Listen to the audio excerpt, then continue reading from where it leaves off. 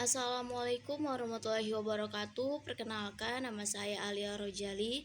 Saya dari Prodi Pendidikan Ekonomi kelas A dengan nomor NIM yaitu 1872050039. Di sini saya akan menjelaskan jenis-jenis sistem pakar dan pengertiannya. Langsung aja yang ke slide pertama, yaitu ada jenis-jenis sistem pakar. Menurut Stuttgart 1987, suatu sistem pakar disusun oleh 3 model utama, yaitu modul penerimaan pengetahuan. Sistem berada pada modul ini pada saat ia menerima pengetahuan dari pakar. Proses pengumpulan pengetahuan-pengetahuan yang akan digunakan untuk pengembangan sistem dilakukan dengan bantuan Knoll-Signer. Para Knoll-Signer adalah sebagai penghubung antara suatu sistem pakar dengan pakarnya. Dan yang kedua, model konsultasi. Pada saat sistem berada pada posisi memberikan jawaban atas permasalahan yang diajukan oleh user, sistem pakar berada dalam model konsultasi. Pada model ini, user berinteraksi dengan sistem dengan menjawab pertanyaan-pertanyaan yang diajukan oleh sistem. Dan yang ketiga yaitu ada modul penjelasan. Modul ini menjelaskan proses pengembalian keputusan oleh sistem, bagaimana suatu keputusan dapat diperoleh. Slide selanjutnya yaitu ada 4 bentuk sistem pakar, yaitu yang pertama, berdiri sendiri. Sistem pakar jenis ini merupakan software yang berdiri sendiri, tidak tergantung dengan software yang lainnya. Dan yang kedua, tergabung. Sistem pakar jenis ini merupakan bagian program yang terkandung di dalam suatu algoritma atau merupakan program di mana di dalamnya memanggil algoritma subrutin lainnya. Dan yang ketiga, menghubungkan ke software lain. Bentuk ini biasanya merupakan sistem pakar yang menghubungkan ke suatu paket program tertentu, misalnya DBMS. Dan yang terakhir itu yang keempat, sistem mengabdi. Sistem pakar merupakan bagian dari komputer khusus yang dihubungkan dengan suatu fungsi tertentu, misalnya sistem pakar yang digunakan untuk membantu menganalisis data radar. Selanjutnya itu ada jenis-jenis sistem pakar, ada 10 jenis. Yang pertama, interpretasi, menghasilkan deskripsi suatu situasi berdasarkan data sensor. Dan yang kedua, prediksi, memperkirakan akibat yang mungkin dari situasi yang diberikan. Dan yang ketiga, diagnosis, menyimpulkan kesalahan sistem berdasarkan gejalanya atau symptoms. Dan yang keempat, desain, menyusun objek-objek berdasarkan kendala. Yang kelima, planning, merencanakan tindakan. Keenam, monitoring, membandingkan hasil pengamatan dengan proses perencanaan. Yang ketujuh, debugging, menentukan penyelesaian dari kesalahan sistem. Kedelapan, represi, melaksanakan rencana perbaikan. Kesembilan, instruction, diagnosis, debugging, dan represi kelakuan pelajar. Dan yang terakhir yaitu yang 10, kontrol, diagnosis, debugging, dan represi kelakuan sistem. Slide selanjutnya, masalah dan pengetahuan dalam sistem pakar, yaitu sistem perantaian maju. Pada sistem perantaian maju, fakta-fakta dalam sistem disimpan dalam memori kerja dan secara kontinu diperbarui. Aturan dalam sistem mempresentasikan aksi-aksi yang harus diambil apabila terdapat suatu kondisi khusus pada item-item dalam memori kerja. Sering disebut aturan kondisi aksi. Kondisi biasanya berupa pola yang cocok dengan item yang ada di dalam memori kerja.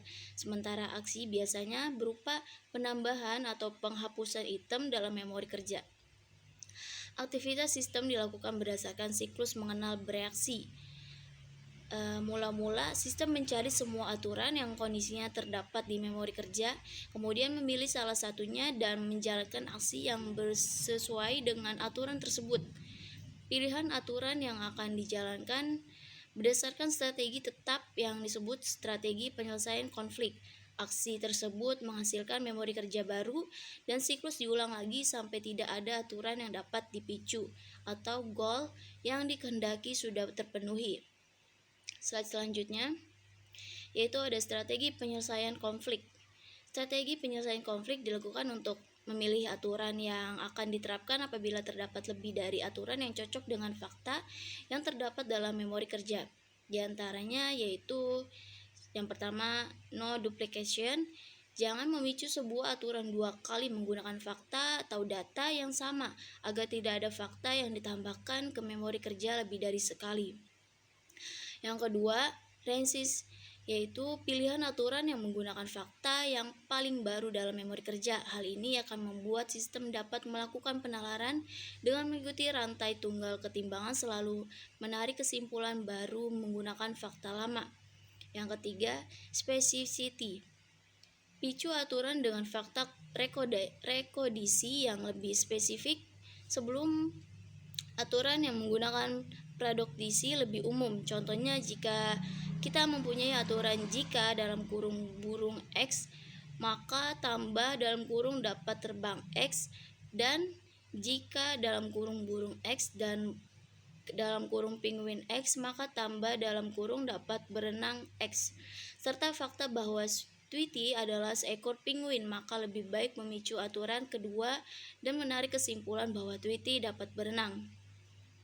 Yang keempat yaitu operation priority.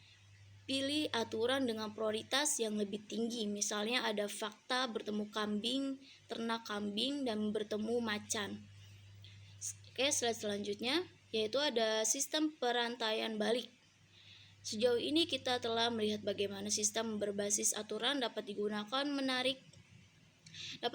untuk menarik kesimpulan baru dari data yang ada, menambah kesimpulan ini ke dalam memori kerja. Pendekatan ini berguna untuk ketika kita mengetahui semua fakta awalnya, namun tidak dapat menebak konklusi apa yang bisa diambil. Jika kita tahu kesimpulan apa yang seharusnya atau mempunyai beberapa hipotesis yang spesifik, maka perantaian maju di atas menjadi tidak efisien. Sebagai contoh, jika kita equal mengetahui apakah yang dalam keadaan mempunyai mode yang baik sekarang, kemungkinan kita akan berulang kali memicu aturan-aturan dan memperbarui memori kerja untuk mengambil kesimpulan apa yang perlu kita ambil pusing. Dalam hal ini yang diperlukan adalah bagaimana dapat menarik kesimpulan dan relevan dengan tujuan atau goal. Selanjutnya yaitu ketidakpastian dalam aturan. Sejauh ini kita menggunakan nilai kebenaran tegas dalam fakta dan aturan yang dipakai. Misalnya, jika terlalu banyak bekerja maka pasti mood kurang baik. Pada kenyataannya, seringkali kita tidak bisa membuat aturan yang absolut untuk mengambil kesimpulan secara pasti. Misalnya, yaitu jika terlalu banyak bekerja, maka kemungkinan besar mood kurang baik. Untuk itu, seringkali aturan yang dipakai memiliki nilai kepastian. Contohnya, jika terlalu banyak bekerja, maka pasti mood kurang baik. Kepastian.